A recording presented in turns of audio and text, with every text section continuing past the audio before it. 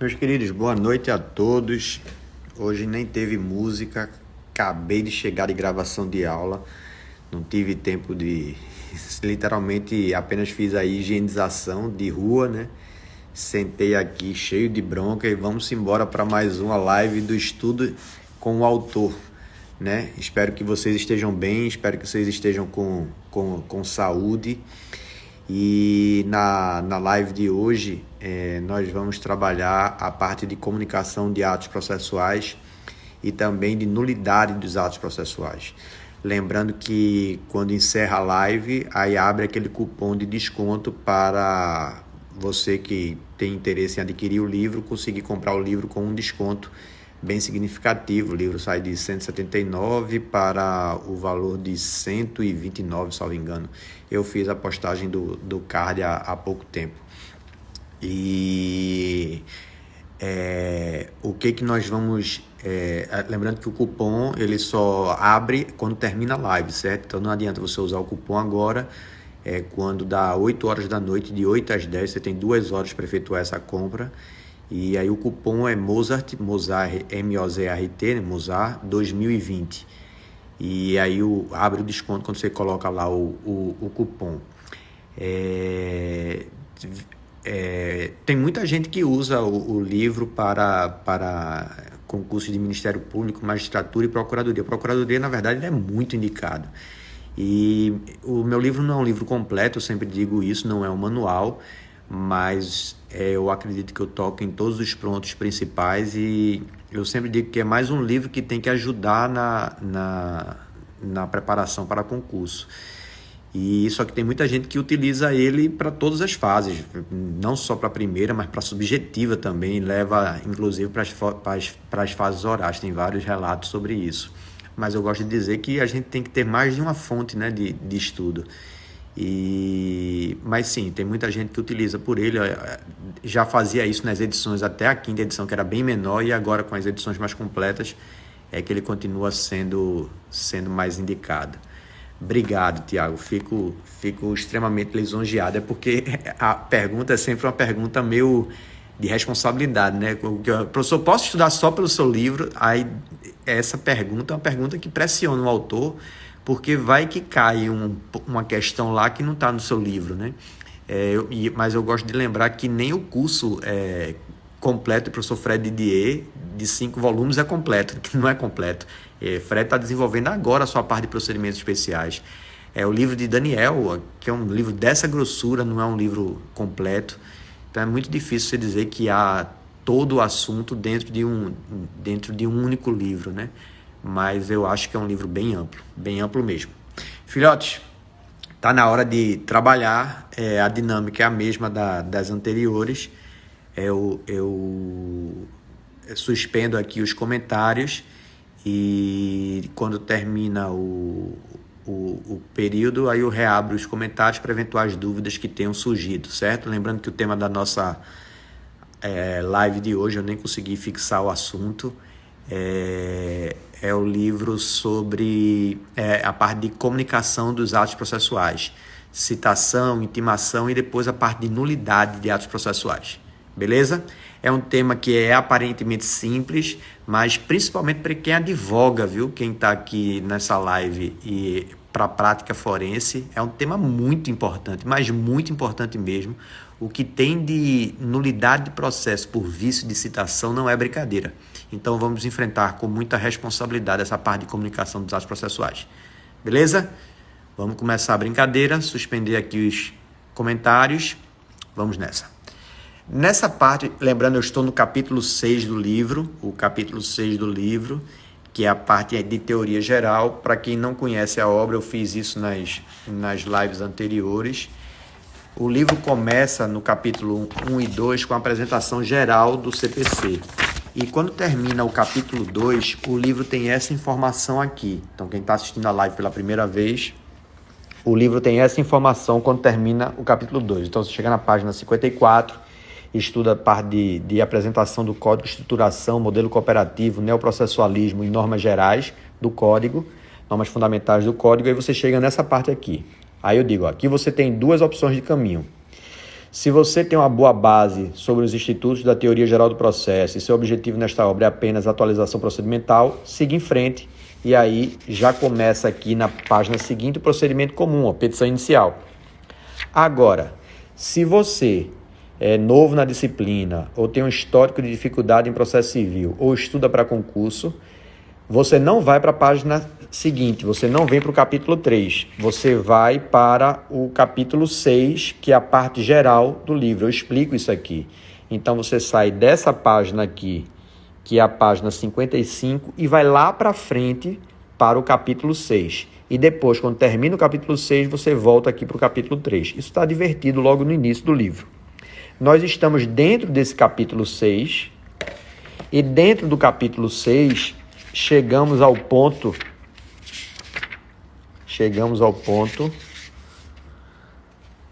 6.7.5, que é a comunicação dos atos processuais. A comunicação dos atos processuais pode ocorrer de duas formas, né? A comunicação pode se dar entre órgãos jurisdicionais ou pode se dar dos órgãos jurisdicionais com as partes do processo ou terceiros. Quando você fala de comunicação entre órgãos jurisdicionais, a dinâmica são as cartas, né? Carta de rogatória, carta precatória, e lembre também da possibilidade de existência de carta arbitral. Então vamos lá de novo. Como eu trato a arbitragem como uma forma de jurisdição privada, né? Eu trato o árbitro como jurisdição privada, é um terceiro imparcial que, por substitutividade, apresenta a solução do conflito. Lembre, então, que eu vejo o árbitro como jurisdição. Então, a comunicação entre órgãos jurisdicionais, não necessariamente judiciais, mas jurisdicionais, se dá através de carta de ordem, que é quando um tribunal se comunica com um órgão a ele subordinado. Então, imagine o TJ do Rio de Janeiro, quer que algo seja praticado por um juiz de direito de primeiro grau lá de Duque de Caxias. Como o juiz de Duque de Caxias está subordinado ao Tribunal de Justiça do Rio de Janeiro, ele se comunica por carta de ordem. Mas se o Tribunal de Justiça do Rio de Janeiro quer se comunicar com o juiz de São Paulo, o juiz de São Paulo, apesar de ser juiz de primeiro grau, não está subordinado ao Tribunal de Justiça do Rio de Janeiro, mas sim ao TJSP. Então, nesse caso, a comunicação não pode ser feita por carta de ordem. Carta de ordem, a premissa é que aquele órgão inferior, ele está subordinado ao tribunal que determina, certo? Então, a carta pode ser de ordem, quando é entre tribunal e juiz a ele subordinado. A carta pode ser precatória, que quando se dá entre órgãos de cooperação sem hierarquia. Então, um tribunal com outro tribunal, TJ com TJ, TJ com TRF, juiz de direito com juiz federal, juiz de direito com juiz de trabalho, juízes de direito entre si, juízes federais entre si. Se não há hierarquia, não é carta de ordem, é carta precatória. Tem aquela carta que é a carta rogatória, que é quando você se comunica com a autoridade judiciária estrangeira, certo? Então, um juiz aqui de direito precisa que uma citação ocorra em Nova York. Então, se espera uma carta precatória, tem intervenção do Superior Tribunal de Justiça, do Ministério das Relações Exteriores, da Itamaraty, tem todo um protocolo para essa comunicação entre órgãos de tribunais estrangeiros, provavelmente signatários de tratados internacionais de cooperação. A novidade do Código é o artigo 237, inciso 4, que permite hoje que um juiz de direito, um árbitro, ele se comunique com um juiz do judiciário, ou seja, um juiz de direito, um juiz federal. Então, um árbitro, que é uma atividade jurisdicional privada, pode se comunicar com a atividade jurisdicional pública, a atividade jurisdicional estatal.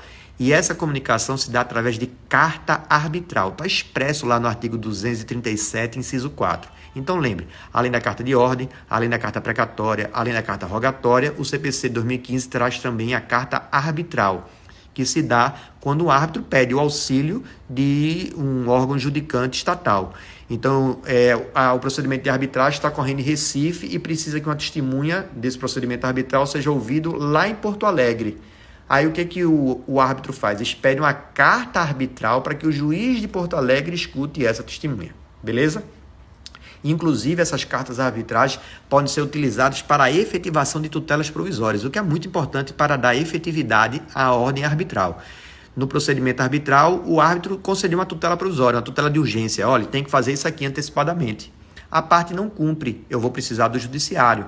Então, peço uma carta arbitral para que o juiz da região imponha o cumprimento da tutela provisória via atividade judicial, já que o árbitro não tem esse poder executório.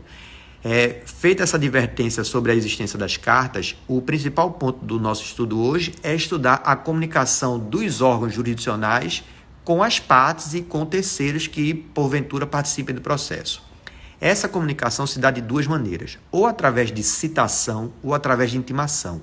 Não use mais a palavra notificação. Na verdade, a palavra notificação foi retirada como comunicação de ato processual desde 1994, no CPC de 73 ainda. Então, notificação no CPC de 73 era utilizado como medida cautelar típica. Você estudava notificação, interpelação e protesto. Desde 94 para cá, e agora no CPC, se você quer se comunicar, se comunica ou através de citação ou através de intimação, ok? Qual é a premissa inicial que a gente tem que definir logo agora? Citação, de acordo com o artigo 238 do Código, é um ato em que você convoca alguém para integrar a relação processual, para que essa pessoa integrada à relação processual se torne ré, se torne executada ou terceira interessada. Então, eu preciso convocar o denunciado, que é uma intervenção de terceiro. Cito o denunciado. Eu preciso chamar um terceiro, intervenção de terceiro. Cito esse chamado. Eu preciso colocar alguém para se tornar réu no processo. Cito o réu.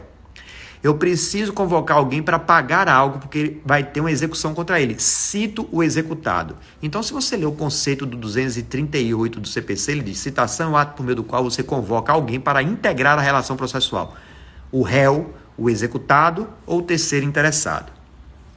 Todos os demais atos de comunicação que não sejam para integrar, você intima. Então, vamos lá.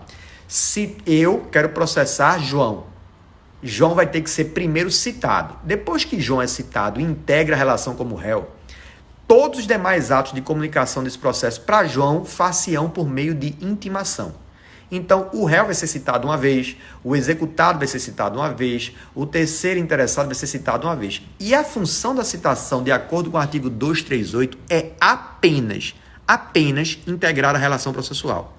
Uma vez integrada a relação processual, todos os demais atos ocorrem por intimação. Cuidado!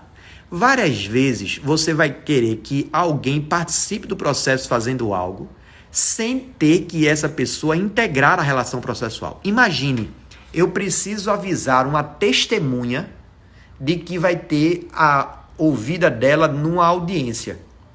Se eu cito essa testemunha, é como se eu estivesse colocando essa testemunha como réu no processo.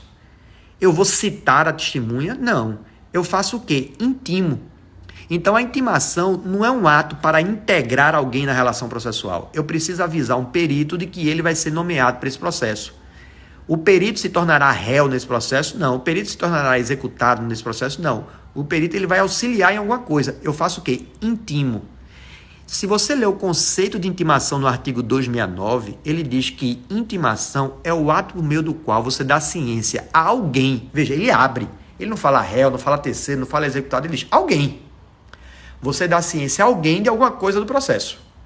Então, de novo, citar tem um objetivo específico no CPC 2015. Pegar o cara e integrar dentro da relação processual. Seja como réu, como executado, como terceiro. Qualquer outra coisa que você queira fazer nesse processo que não seja para integrar, ocorre por meio de intimação. Não misture esses conceitos. Ok? É isso que eu trabalho nesse momento no livro. Vamos dar uma olhadinha como é que está o livro nessa parte. Citação. Eu vou e começo a explicar. Ó. Citação é um ato pessoal, característica da citação, que independe de expresso requerimento. Cara, isso aqui caiu muito em prova de concurso e muita gente errou isso aqui. Volta para mim. No Código de 73, estava lá nos requisitos da petição inicial, artigo 282, que o réu tem que requerer a citação que o autor tem que requerer a citação do réu. Era um requisito específico da petição inicial. Se você for lá no artigo 319 do CPC de 2015, que equivale ao 282 do CPC de 73, não aparece mais isso. Isso quer dizer que se eu indicar que eu quero litigar contra João, trouxer o endereço de João, mas não botar lá nos pedidos, requer a citação do réu para contestar querendo a ação, se eu não botar isso, o juiz presume que eu tenho interesse em litigar contra João e vai mandar citar João, mesmo que não tenha expresso requerimento de citação? Sim, porque no CPC de 2015 não precisa mais você colocar lá nos pedidos da petição inicial que requer a citação do réu, que requer a citação do executado. Isso é presumido o interesse quando você promove uma ação contra alguém, indicou que é fulano, trouxe os dados para que fulano seja citado, não precisa que conste lá na sua petição inicial, requer a citação de fulano. Isso era uma mera formalidade que tinha no CPC de 73, que não existe mais no Código 2015. Aí teve uma prova do CESP, TRF da primeira região, que ele botou assim: o juiz pode determinar a citação de ofício do réu. Do réu. Claro que pode. Por quê? O réu foi a pessoa que o autor indicou. Se não tiver lá, requer a citação do réu, o juiz pode determinar essa citação de ofício? Pode. Aí era uma casca de banana da prova do CESP. O que o juiz não pode é determinar a citação de ofício de uma outra pessoa que não foi indicada pelo réu, porque aí ele estaria instaurando um processo contra o terceiro e aí violaria o princípio da ação, o princípio da demanda, a não ser quando a lei expressamente autoriza, né, que é aquela intervenção iusso e iudices, como, por exemplo, na produção antecipada de prova, artigo 382, parágrafo 1º, está lá, o juiz pode determinar a citação de interessados. É uma exceção. Mas o juiz pode determinar de ofício a citação do réu, sim, o réu não foi o autor que indicou, o autor não botou lá na petição inicial requer a citação do réu, mas se presume isso porque não é mais requisito da petição inicial. Captou? Vamos lá para o livro. É um ato que independe de expresso requerimento, e eu começo a explicar, independe de requerimento, professor. Quem não conhece o livro é todo formado em diálogos. E eu começo a explicar isso que eu acabei de lhe dizer.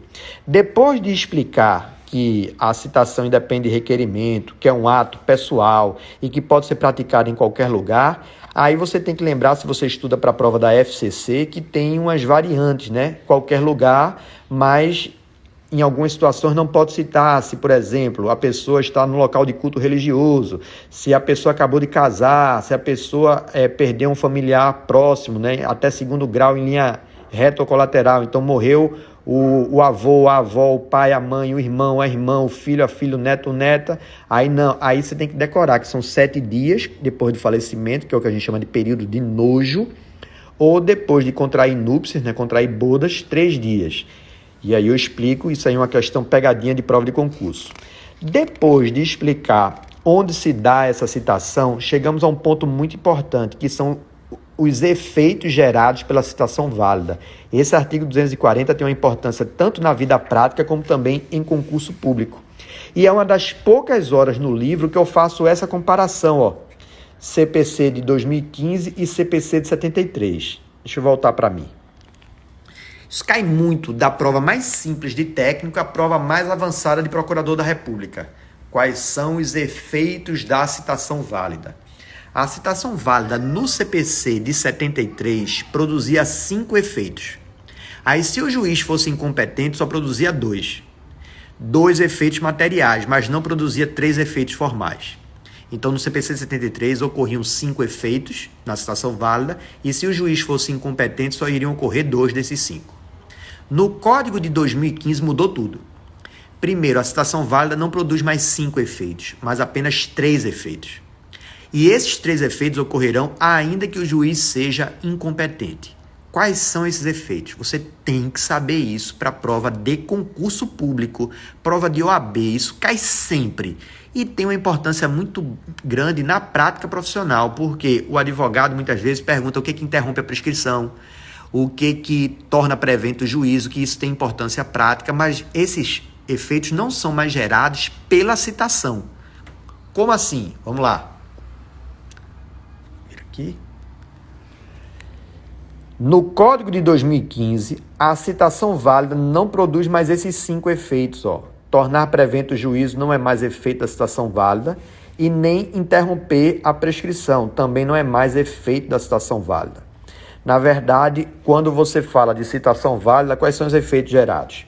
Induz litispendência, torna litigiosa a coisa e constitui o devedor em mora. São esses os efeitos, certo? E eu boto aqui que é um efeito processual, mas tem uma notinha de rodapé, porque tem alguns autores que dizem que isso é efeito material. Aí você pergunta, peraí, professor, e esse efeito aqui foram parar onde? Já que eles não estão mais entre os efeitos da citação válida. Aí eu faço esse esqueminha, ó. Esqueminha muito importante. Dei entrar na petição inicial. Torna prevento o juízo. Isso não é mais um efeito da citação válida. Na verdade, quem torna prevento o juízo é a distribuição ou registro, artigo 59.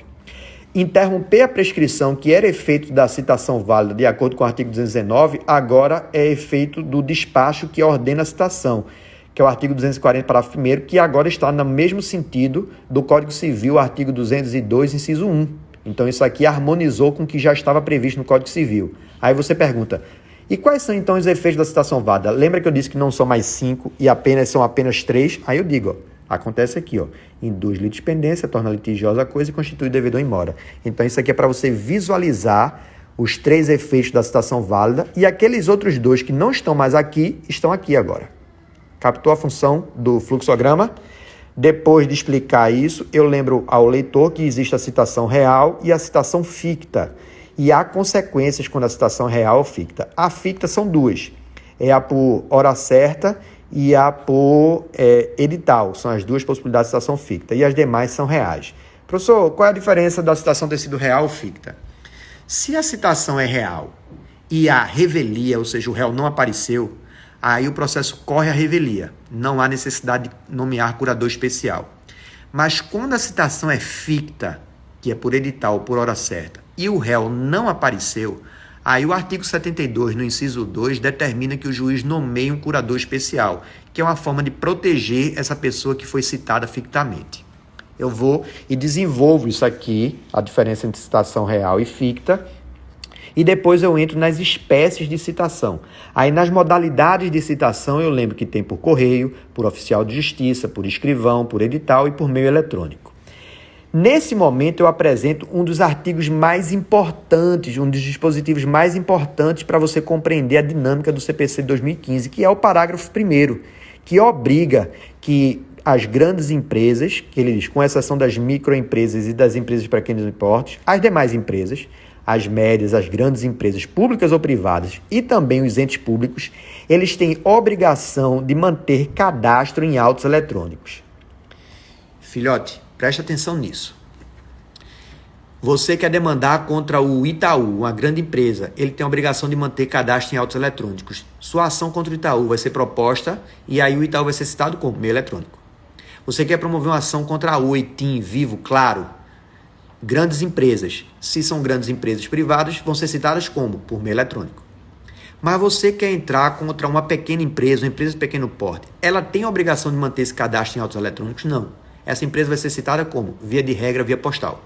Você quer entrar contra uma pessoa natural, ela tem a obrigação de manter esse cadastro em autos eletrônicos? Não. Ela vai ser citada como? Via postal. Então, quando me perguntam, professor, qual é a citação regra no CPC 2015? Eu digo, depende. Pessoas naturais e pessoas jurídicas que não se enquadram no 246, parágrafo 1º, elas vão ser citadas por via postal. Mas grandes empresas, fazenda pública, que se enquadra no 246, parágrafo 1º e 2º, vai ser citada como? Meio eletrônico. Ok? Citação, então, hoje regra, ou via postal ou por meio eletrônico. E excepcionalmente, é que eu vou utilizar por oficial de justiça e por edital, ou ainda tem a possibilidade de carta na manga, que é quando o réu comparece em cartório e você, opa, peraí, vem cá, tem um processo contra você, e aí ele acaba tomando ciência, é a citação que se dá no balcão da secretaria, certo? Vamos voltar para o livro. Depois de explicada essas espécies de citação, eu mostro, ó, pelo correio, oficial de justiça, e digo onde elas estão e boto a tabela, ó, real ou ficta. No caso da por oficial de justiça, ela é pessoal, ela é real, certo? Se o oficial de justiça encontrar o réu. Se o oficial de justiça não encontra o réu e acha que houve aquelas 2 tentativas frustradas e há a ocultação premeditada, aí é que ele procede por hora certa. E é essa por hora certa que é ficta. Então, mais uma tabelinha para facilitar a compreensão do assunto. Aí eu começo a trabalhar cada uma dessas espécies no livro. Primeira delas, citação pelo correio. Na citação pelo correio, o código no artigo 248, ele absorveu a jurisprudência do STJ em relação à teoria da aparência. Então, a teoria da aparência, que já era aplicada em relação a pessoas jurídicas quando são citadas por AR. Então, imagine uma pequena empresa. A pequena empresa vai ser citada como? A pequena empresa vai ser citada por via postal porque ela não tem a obrigação de manter cadastro em autos eletrônicos. Lembrou? Então, essa pequena empresa, chegou lá o carteiro, o funcionário dos Correios, chegou lá e não estava o representante legal da empresa, estava um funcionário da recepção, estava lá o zelador, o porteiro da empresa. Eu posso deixar esse AR com esse porteiro e entender que essa citação é válida? Sim. É a teoria da aparência e estava no artigo, e isso já era o entendimento do STJ, e aparece agora no artigo 248, parágrafo 2º, ok? Isso eu boto no livro, trago inclusive os julgados do STJ, antigos, de 2010, já aplicando a teoria da aparência, todos esses julgados antigos são, e depois de confirmar isso, eu vou para o texto legal e digo, a citação é considerada válida. Aonde que mudou? Pessoa jurídica já era assim. A mudança veio em pessoas naturais. Por quê? Porque se a pessoa mora num condomínio, presta atenção nisso, a pessoa mora num condomínio, eu, por exemplo, moro aqui num prédio. Aí, nesse meu condomínio aqui, temos 30 andares. Se chegar na portaria um carteiro com AR para mim, se ele deixar esse carteiro, o AR, na portaria, e o porteiro assinar, essa citação ela não é pessoal, como dizia a súmula 429. O STJ dizia que, na citação de pessoa natural, o próprio citando tem que assinar o AR. Se outra pessoa assinar, não é presumida essa citação. Então, veja, a teoria da aparência era aplicada pelo STJ para a pessoa jurídica, mas não era aplicada para as pessoas naturais. Então, pessoa natural, se o carteiro chegasse e entregasse lá embaixo, na correspondência, na portaria, e o porteiro assinasse, se eu não comparecesse, o autor teria que provar que o réu, eu teria tomado ciência. No Código de 2015 se quebrou isso. No Código de 2015, contrariando o que era a jurisprudência do STJ sobre o tema, no Código de 2015, o 248, no parágrafo 4º, diz claramente: é considerada válida a citação que é entregue lá embaixo na portaria.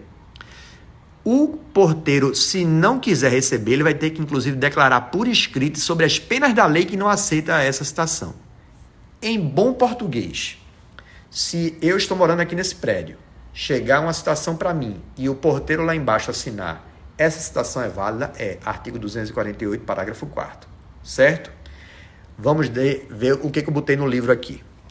Então, no livro eu começo a explicar isso, 248, parágrafo 4º, dizendo que essa citação será válida se for entregue na portaria a pessoa receber essa correspondência, essa citação é considerada válida. Isso aqui quebra o que era a jurisprudência do STJ até então.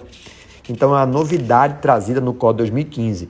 E eu começo a explicar a questão da teoria da aparência, até mostrar que, olha, isso aqui na pessoa jurídica, tudo bem, já era assim, mas na pessoa física mudou no Código de 2015, certo? Depois de explicar a citação por via postal, eu explico a citação por oficial de justiça. Recapitulando, não sei se eu deixei claro, permita-me dizer mais uma vez. Como é que está a citação por via postal no Código de 2015? Pessoa jurídica, entregou a correspondência lá, o funcionário assinou, está citado, artigo 248, parágrafo 2º, teoria da aparência, já era assim, está mantido no Código, expressamente agora. Se for pessoa natural e a pessoa natural mora num prédio, em qualquer lugar que tenha portaria, controle de entrada e de acesso, essa citação, o STJ entendia que não poderia entregar lá na correspondência, lá na portaria. Tinha que ser a pessoa que tinha que assinar. Isso está afastado agora com o Código 2015, artigo 248, parágrafo 4º, autoriza expressamente que o carteiro deixe lá embaixo com o porteiro, e essa citação será considerada válida, a não ser que o porteiro não aceite receber sob as penas da lei, inclusive declarando isso. Ok? Vamos para a citação por oficial de justiça. Na citação por oficial de justiça, eu começo explicando quando é que ela ocorre, e o mais importante aqui é, obviamente, falar da citação por hora certa. explicar isso, os impactos no processo penal e quais são os requisitos. Todo mundo lembra que o requisito para que ocorresse a citação por hora certa eram 3 tentativas frustradas. No Código 2015, não são mais 3 tentativas frustradas, mas apenas 2 tentativas frustradas. Mas não basta apenas as 2 tentativas frustradas. São as 2 tentativas frustradas mais o intuito de ocultação premeditada. Então, o cara está se escondendo. Aí o oficial de justiça marca a citação por hora certa. E há uma dinâmica para essa citação por hora certa. Ele vai ter que intimar alguém da família, vizinho ou até mesmo o porteiro, que voltará no primeiro dia útil subsequente. Então, tem um procedimento a seguir aqui. E esse procedimento, acredite, cai muito em prova de concurso. O que eu fiz?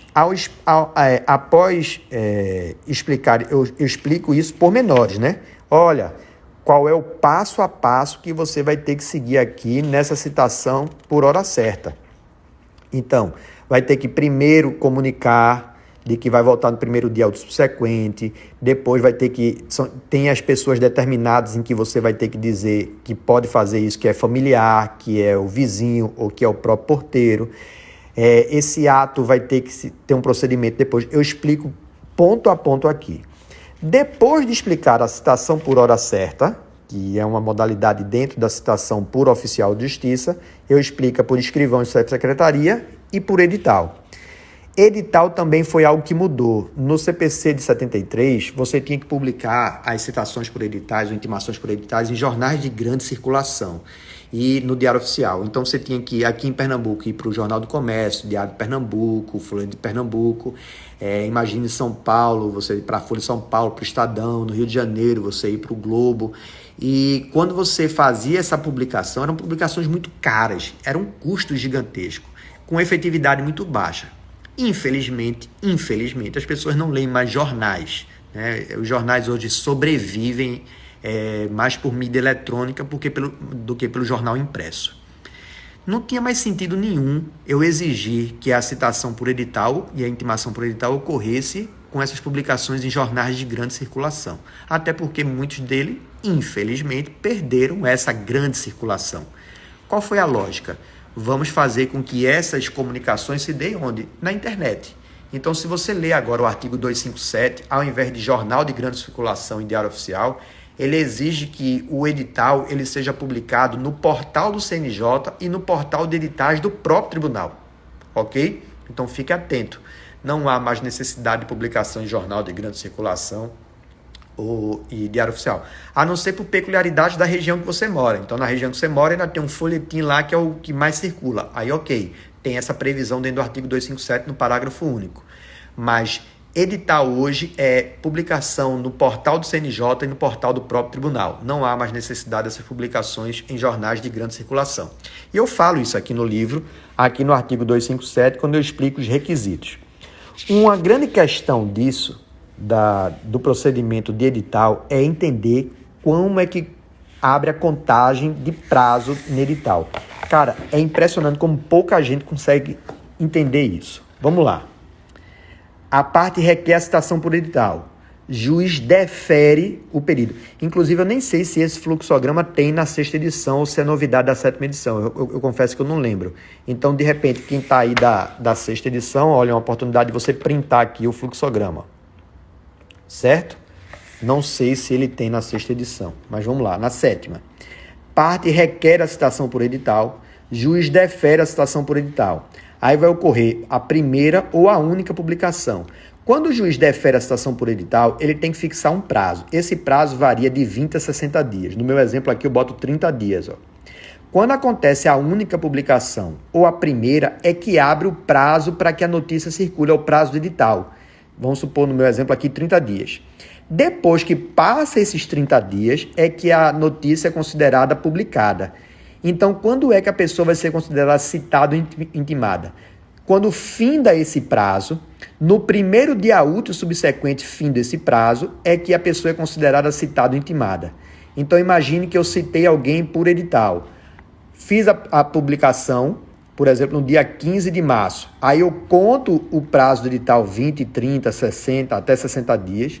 Quando termina esse prazo, o primeiro dia útil subsequente é o dia de começo, que eu excluo e passo a contar do primeiro dia útil subsequente. Aí eu vou explicando isso aqui, ó, considera-se citado, eu digo até, ó, o 30º dia acabou na quarta, considera-se citado na quinta e a contagem do prazo começa na sexta-feira. Lembrando que é aquela regra de que você exclui o dia de começo, né, e inclui o dia de vencimento. Então eu excluo o dia inicial e passo a contar a contagem do prazo. Presta atenção nisso aqui, que é a forma de desenvolver um exemplo concreto para você entender como é que se conta um prazo de edital.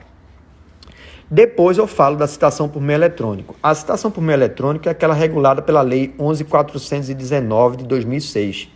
Então, eu vou explicando aquela questão do prazo de 10 dias. Lembra que quando você é comunicado eletronicamente, você tem um prazo para efetuar a consulta dentro do sistema, que são 10 dias. Aí esses 10 dias não são 10 dias úteis, são 10 dias corridos, por conta da previsão do artigo 5º, parágrafo 3º. Então, eu começo a explicar como é que se dá isso aqui. E depois de explicar isso, lembrando que essa parte aqui ela é desenvolvida também em contagem de prazo, que a gente já passou, eu faço um resumão de todas as modalidades de citação. Depois desse resumão de todas as modalidades de incitação, eu vou para a intimação. E aí começa a cada uma das espécies de intimação. Aqui, diferentemente da citação, a regra é por meio eletrônico, né? Enquanto que na citação você tem como regra ou por AR ou por meio eletrônico, a depender se enquadra ou não no artigo 246, parágrafo 1º. As intimações são via de regra por meio eletrônico. Isso está expresso no artigo 270. Então, eu começo a explicar a intimação por meio eletrônico, mostro aqui as modalidades de intimação por meio eletrônico, publicação pessoalmente ou por carta, explico as consequências desta intimação, contagem de prazo, quando você foi intimado por AR, o que é o dia de começo, quando você foi intimado por meio eletrônico, qual é o dia de começo. Depois de explicar tudo isso, eu vou para as espécies de carta. Quando eu comecei a live de hoje, lembra que eu falei das 4 modalidades de carta? Tem a carta precatória, a carta de ordem, a carta rogatória e a carta arbitral, que eu falei que era novidade. Então, eu começo a explicar cada um dos itens da carta, o que você pode fazer por carta, o que você não pode fazer por carta, quais são os requisitos dos atos praticados por carta. E depois de explicar as cartas, eu encerro a comunicação dos atos processuais e entro nas nulidades dos atos processuais, que é o último tema que eu quero abordar hoje. A nulidade dos atos processuais é um dos temas mais complexos e teóricos do processo civil. Veja, invalidades processuais, entender as regras sobre eficácia, validade, os planos de existência, é uma das partes teóricas mais difíceis do código, não é do código, é do processo civil. E tem uma importância muito grande. O que eu explico nesse capítulo aqui? Eu faço primeiro uma abordagem geral dos temas envolvendo nulidades. Então, é aquela leitura do artigo 276 até o artigo 282. Então, eu faço toda aquela análise dos dispositivos sobre nulidades. Mas é aqui também que eu falo um pouco sobre os desdobramentos dessas nulidades em face do princípio da boa-fé processual objetiva. Então, é nessa parte do livro que eu vou falar sobre venir e contrafacto próprio. É aqui que eu vou falar de suprécio, surrécio, tucoque. Então, são temas que no Código de 73 eu nem falava sobre isso. Falava um pouquinho de venir e contrafacto próprio, mas os demais eram pouco explorados. Só que no Código de 2015, esses temas de comportamento contraditório a partir das nulidades, eles pipocaram. Tanto na vida prática de advogado, como nas atividades de magistrado e em concursos públicos, principalmente nas provas do CESP, passaram a ser cobrados valendo. Então, essas regras, que são muito mais próximas de mestrado, de doutorado, são coisas que a gente estuda mesmo em PPGD, passaram a ser mais corriqueiras no dia a dia forense. Então, eu trouxe isso para o livro também, que é uma questão mais avançada, digamos assim, dos livros mais teóricos, mais acadêmicos do processo civil. Vamos ver o que eu falo sobre isso aqui. Nulidade dos atos processuais. Então, eu começo com beabá de nulidades a partir do princípio da instrumentalidade das formas, né? Se o ato não foi praticado do jeito certo, mas atingiu seu resultado sem gerar prejuízo para as partes, ok, segue o jogo. E eu começo a explicar isso aqui. E quando eu começo a explicar isso, eu já lanço, já apareceu aqui, comportamento contraditório, venire contra facto próprio. Vai ser um tema recorrente dentro desse capítulo final, desse ponto final dentro do capítulo 6.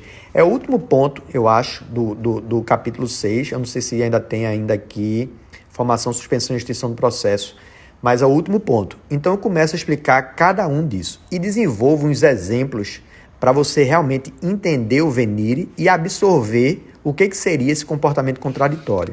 Então vou explicando a prática do ato, lembrando que essas regras de comportamento contraditório se aplicam a todos os sujeitos processuais. Esse artigo aqui, 282, é um artigo que cai muito em prova de concurso e esse parágrafo 2º é impressionante como recebo relatos de gente que não entende isso aqui. Eu observo muito isso na prática processual, no dia a dia, que as pessoas não entendem o artigo 282 e confesso, é uma parte do meu livro que eu gostei muito de fazer, porque é sempre um desafio você falar de temas extremamente teóricos através de diálogos e tentar amenizar a acidez, né, a aridez, digamos assim, do tema. E começa a desenvolver tudo isso à luz da boa-fé processual objetiva, né, do artigo 5º. Sintetizando, o novo CPC, ele traz como uma das suas normas fundamentais, lá no artigo 5º, a boa-fé processual objetiva. Essa boa-fé processual objetiva, ela é exigida de todos os sujeitos que participam do processo. Não é só do autor, não é só do réu, não é só do advogado, é todos. Então, o juiz não pode agir em comportamento contraditório, o perito não pode agir em comportamento contraditório. E quando eles agem em comportamento contraditório, esse agir de forma contraditória pode implicar para dentro do processo uma nulidade. Essa nulidade é o que a gente caracteriza comumente no direito civil. Você estuda muito isso em direito civil, supresse, surresse, tucoque, só que isso está sendo trazido ainda com mais força para o CPC. Já existia esses namoros com o CPC, mas agora ficou muito mais declarado isso por força da norma fundamental do artigo 5º da boa-fé processual objetiva. Esse artigo 282, por exemplo, ele diz o seguinte, olha o exemplo que eu trago no livro. Já vou fazer um spoiler disso aqui. Imagine que eu promovi uma ação contra João. E João teve vício de citação. A gente não acabou de estudar a citação não é ato pessoal. João foi citado e houve um erro na citação. E aí o processo corre a revelia contra João. Então, essa nulidade, ela beneficia João. Por quê? Desculpe, essa nulidade me beneficia e prejudica João. Se eu declaro essa nulidade, olha, teve um erro de citação aqui, essa declaração de nulidade beneficia João. Entenda de novo, devagarzinho.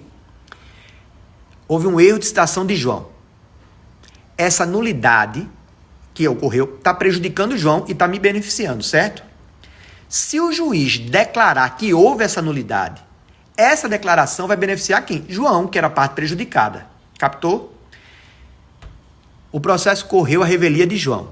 O processo está concluso para ser sentenciado, certo? Quando o processo está concluso para ser sentenciado, o juiz percebe que vai julgar esse pedido que eu fiz improcedente. De novo, a declaração dessa nulidade iria beneficiar quem? Iria beneficiar João, certo? Houve a nulidade de citação, se o juiz decreta essa nulidade, beneficia João. Mas agora que o processo está em iminência de ser julgado, o juiz percebe que vai julgar improcedente o pedido, ou seja, essa sentença beneficia João. Se o juiz chegar para você, imagine que você é João, aí o juiz chega para você e diz, João, olha, teve um processo de Mosar contra você e eu percebi que houve um erro de citação.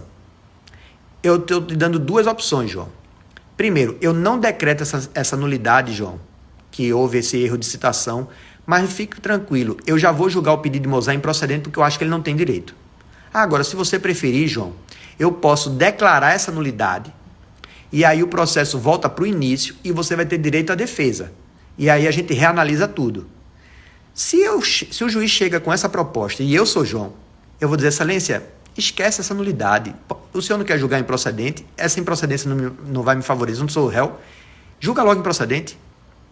Então, o juiz não precisa decretar a nulidade quando ele pode julgar o mérito a favor da parte que se beneficiaria com essa declaração. De novo, a decretação dessa nulidade iria beneficiar João, que era quem estava se ferrando. Mas se o juiz... João é o réu. Se o juiz vai julgar esse pedido improcedente, essa sentença de mérito favorece João. Então, o juiz não precisa decretar essa nulidade a favor do réu, quando ele pode julgar o mérito a favor da pessoa a quem se beneficiaria a decretação dessa nulidade. Isso está no artigo 282, parágrafo 2º. E eu desenvolvo esse exemplo aqui dentro do livro, ok? Você vai ler essa historinha todinha para que no final eu chegue a essa conclusão. E essas regras de invalidade dos atos processuais têm sempre como base a boa-fé processual objetiva, segurança jurídica, confiança legítima. E eu começo a desenvolver esses pontos mais acadêmicos aqui dentro do livro, e que são de absurda importância prática no dia a dia forense. E eu começo a explicar as preclusões, e depois de explicar, tudo é venire contra facto próprio. São exemplos aqui do venire contra facto próprio. Eu começo a explicar o que é a origem do facto próprio. E depois de desenvolver tudo isso, trazendo decisões do STJ, mostrando que isso se aplica a todos os sujeitos processuais. Olha esse longo julgado aqui do STJ, falando sobre a aplicação da boa-fé processual objetiva para todos os sujeitos processuais. Cito um livro que eu adoro sobre lealdade processual envolvendo os atos do juiz, que é o livro do professor Márcio Faria. Então, trago aqui essas referências do professor Márcio Faria. Depois, começa a explicar as variações. Depois de explicar venire contra facto próprio, eu explico o que é a suprécio. E tudo com exemplo.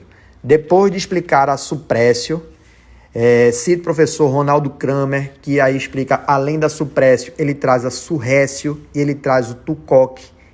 Quem está estudando para provas avançadas tem sido cobrado com frequência isso aqui em prova de concurso, né?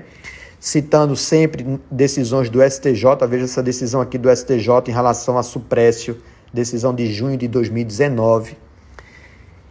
Quando eu explico tudo isso, formação, suspensão e extinção do processo. Professor, sintetiza suprécio, surrécio e tucoque. Não dá. Seria uma live só sobre isso. Mas a suprécio é que é mais cobrada. A suprécio é aquela necessidade que você tem que alegar a nulidade na primeira oportunidade que tem para falar nos atos. E aí entenda por que isso aparece aqui. A gente não está estudando nulidade dos atos processuais. Está lá no artigo 270 que a parte tem que alegar as nulidades no primeiro momento que tiver. Ele não pode guardar para alegar essa nulidade no momento mais conveniente. É o que a gente chama de nulidade de algibeira. Você guarda para só levantar no primeiro momento. Porque isso seria uma safadeza com a lealdade processual. Então é como se eu dissesse assim, réu, houve um erro de citação? Houve. Esse erro de citação lhe beneficia? Sim. Na primeira oportunidade que você tiver para falar nos autos, fale dessa nulidade, viu? Se você não falar na primeira oportunidade, réu, não me venha me trazer isso lá na frente, não. Por quê? Porque se você não fala isso na primeira oportunidade, você gera uma confiança de que para o autor está tudo resolvido. Olha, eu sei que tem uma nulidade aqui de citação, mas ele não falou na primeira oportunidade, então ele não vai falar mais. Porque o cara poderia fazer isso de estratégia processual e só alegar no momento mais conveniente. E o código diz não. A supressão disso aí, a suprécio, ou seja, nulidade tem que ser alegada na primeira oportunidade. Mas, professor, não tem aquela questão de que a citação é vício que não preclui para o juiz, mas preclui para o réu se ele não alegar na primeira oportunidade. Por quê? Porque se ele não alega na primeira oportunidade para alegar depois, o cara vai perguntar, por que você não alegou antes? Por que você só está alegando agora? Então é como se esse comportamento que é dúbio, que é contraditório, ele não é permitido dentro do código. Então, ainda que você diga, não há preclusão. Ok, beleza, não há preclusão, mas há comportamento contraditório. E se há comportamento contraditório, você não poderá fazer isso posteriormente. Como advogado precisa entender isso no dia a dia forense? como advogado e juízes precisam entender isso no dia a dia forense. Então, se dedique ao estudo da boa-fé processual objetiva, dessas regras de suprécio, surrécio e tucoque, porque elas são muito importantes no seu dia a dia, certo?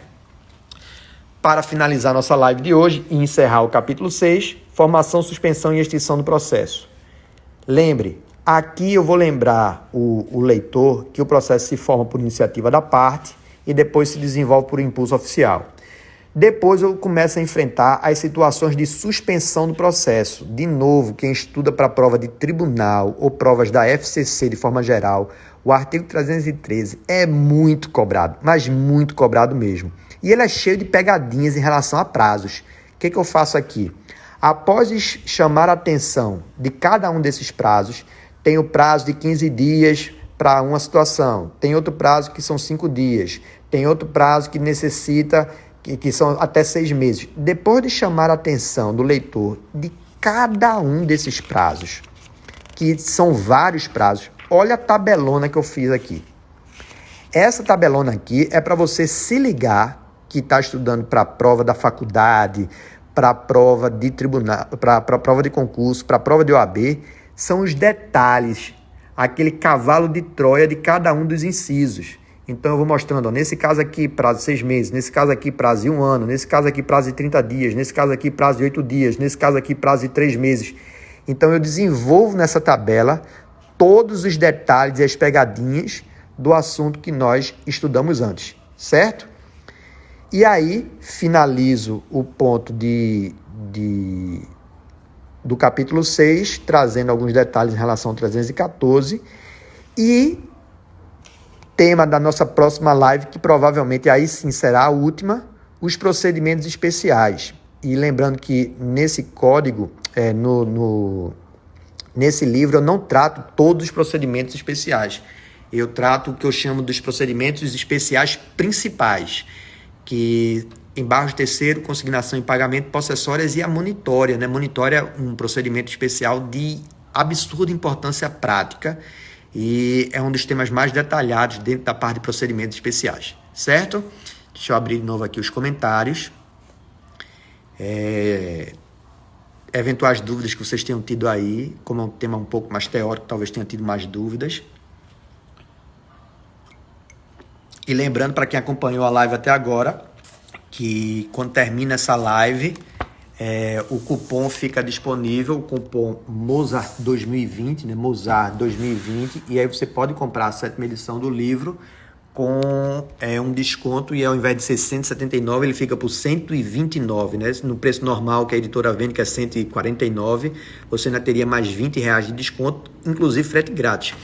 E eu tenho tido relatos reiterados de que o livro está chegando 2 dias depois. A editora está despachando super rápido, as entregas estão sendo mais rápidas ainda, relatos assim de 2, 3 dias o pessoal está recebendo o livro, ok? Então fica a oportunidade nessa quarentena aí, quem está tendo que ficar em casa.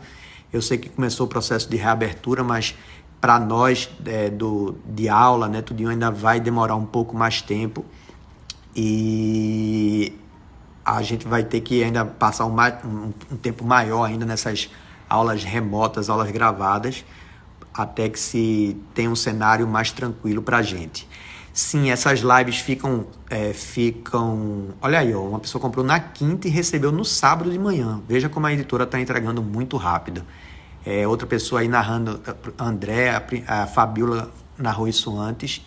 E alguém perguntou sobre as lives. As lives estão sendo todas salvas dentro do YouTube da editora.